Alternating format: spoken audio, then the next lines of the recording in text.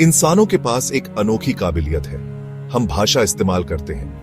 भाषा से हम अपने विचार शेयर करते हैं, अपने फीलिंग्स शेयर करते हैं, अपने सपने शेयर करते हैं। लेकिन यह भाषा आई कहां से? इंसानों ने बात करना कैसे शुरू किया? ये सवाल सदियों से वैज्ञानिकों और दार्शनिकों को उलझा रहा है। कुछ मानते हैं कि भाषा स्वर्ग से मिला एक तोहफा है। दूसरों का मानना है कि कम्युनिकेट करने की जरूरत से ये धीरे धीरे पैदा हुई। भाषा को समझने का सफर हमारे अतीत में एक सफर है। ये इस सफर में है जो हमें इंसान बनाता है। भाषा की उत्पत्ति रहस्य में डूबी हुई है। हमारे पास उस समय से कोई लिखित रिकॉर्ड नहीं है जब भाषा पहली बार सामने आई थी। लेकिन आज हम जो भाषाएं बोलते हैं उनका अध्ययन करके और आर्कियोलॉजिकल रिकॉर्ड को देखकर हम इस बारे में क्लूज इकट्ठा कर सकते हैं कि भाषा कैसे बनी। एक बात तो पक्की है, भाषा पुरानी है, बहुत पुरानी। ये लिखने से पहले की है, ये शायद खेती से पहले की है। मानव वंश हमारे सबसे करीबी प्राइमेट रिश्तेदारों चिंपैंजीज और बोनोबोस से लगभग 6 से 7 मिलियन साल पहले अलग हो गया था। वैज्ञानिकों का अनुमान है कि भाषा इस विभाजन के बाद किसी समय विकसित हुई। भाषा कैसे शुरू हुई, इस सवाल ने कई सिद्धांतों को जन्म दिया है।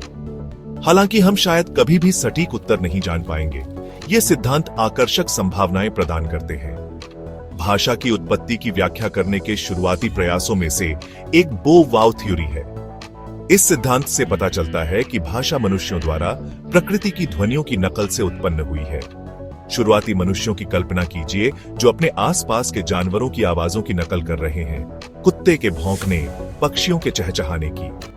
क्या ये नकल शब्दों में विकसित हो सकती थी?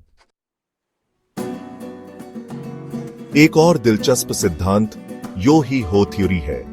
इस सिद्धांत का मानना है कि भाषा शारीरिक श्रम के दौरान लोगों द्वारा की जाने वाली लयबद्ध ध्वनियों से उत्पन्न हुई है। शुरुआती मनुष्यों के एक समूह की कल्पना कीजिए जो एक साथ मिलकर किसी भारी वस्तु को उठाने का काम कर रहे हैं। हो सकता है कि उन्होंने अपने प्रयासों में तालमेल बिठाने के लिए एक साथ मिलकर गुनगुनाहट और मंत्रोच्चार किया हो। ये लयबद्ध स्वर धीरे धीरे अधिक जटिल होते गए, अंततः शब्दों और वाक्यांशों में विकसित हुए। बो वाव और यो ही हो दोनों सिद्धांत भाषा के विकास में नकल और ध्वनि की भूमिका पर जोर देते हैं। भाग 5, दैवीय फुसफुसाते हुए भाषा को देवताओं के उपहार के रूप में देखना। सदियों से कई संस्कृतियों ने भाषा की उत्पत्ति का श्रेय दैवीय हस्तक्षेप को दिया है। यह मान्यता, जिसे अक्सर दैवीय उत्पत्ति सिद्धांत कहा जाता है, बताती है कि एक उच्च शक्ति ने मानवता को भाषा प्रदान की। उदाहरण के लिए, प्राचीन यूनानी पौराणिक कथाओं में यह माना जाता था कि ज्यूस ने मनुष्यों को भाषा दी थी। जबकि इस सिद्धांत का वैज्ञानिक रूप से परीक्षण नहीं किया जा सकता है, यह उस गहरे विस्मय और आश्चर्य को दर्शाता है जो भाषा हमें प्रेरित करती है। भाग 6, अतीत का पता लगाना। भाषा की उत्पत्ति के पुरातात्विक सुराग। जबकि मनुष्यों ने बोलना शुरू करने का सटीक क्षण मायावी बना हुआ है, पुरातत्व टैंटलाइजिंग क्लूज प्रदान करता है। सबूत का एक महत्वपूर्ण टुकड़ा शुरुआती मनुष्यों के जीवाश्म अवशेषों से मिलता है। उनकी खोपड़ी और मुखरपथ की संरचना का अध्ययन करके वैज्ञानिक उनकी भाषण क्षमताओं के कुछ पहलुओं का अनुमान लगा सकते हैं। उदाहरण के लिए, एक निएंडरथाल कंकाल में एक हायोइड बोन, भाषण उत्पादन के लिए महत्वपूर्ण हड्डी की खोज से पता चलता है कि उनके पास भाषा के लिए कुछ एनाटॉमिकल प्रीरिक्विजिट्स थे। आगे के सुराग प्राचीन गुफा चित्रों और नक्काशियों से मिलते हैं।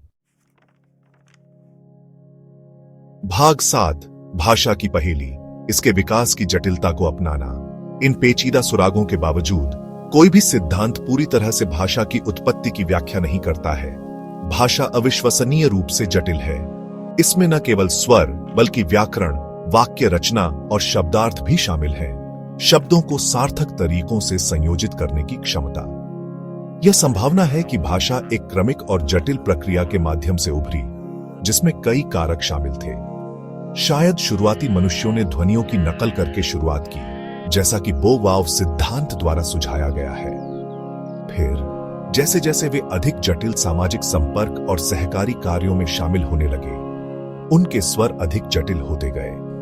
उनके श्रम की लयबद्ध ध्वनियों से प्रभावित होकर जैसा कि यो ही हो सिद्धांत द्वारा प्रस्तावित किया गया है।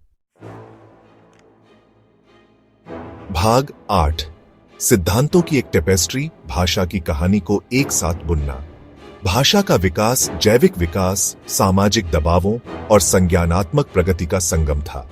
भाषा के माध्यम से जटिल विचारों और विचारों को संप्रेषित करने की क्षमता ने शुरुआती मनुष्यों को एक महत्वपूर्ण लाभ दिया, जिससे उन्हें सहयोग करने, ज्ञान साझा करने और मजबूत सामाजिक बंधन बनाने की अनुमति मिली।